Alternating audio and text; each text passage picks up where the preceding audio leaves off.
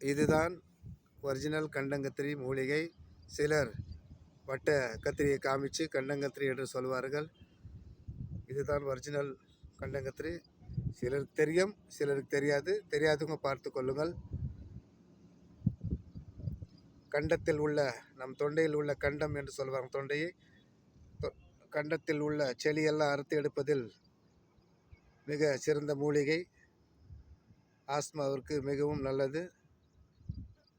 சமூலமாக எடுத்து நிழல் காய்ச்சலாக உலர்த்தி சூர்ணம் செய்து கொண்டு ஒரு 5 கிராம் எடுத்து 2 கிளாஸ் தண்ணி ஊற்றி ஒரு 2 கிராம் அல்லது 5 கிராம் எடுத்து கஷாயமாக கொதிக்க வைத்து குடித்து வந்தால் ஆஸ்மா உள்ளவர்களுக்கு மிகவும் சிறந்த ஒரு டானிக்காக இருக்கும். மூச்சு விடுவதற்கு சிரமப்படுபவர்கள் இதை கஷாயமாக எடுத்து குடித்து வந்தால் நன்றாக தீர்வு காணலாம். கண்டங்கத்திரி மூலிகை. கண்டங்கத்திரி லேகியம் நாட்டு மருந்து கடைகளில் கிடைக்கும்.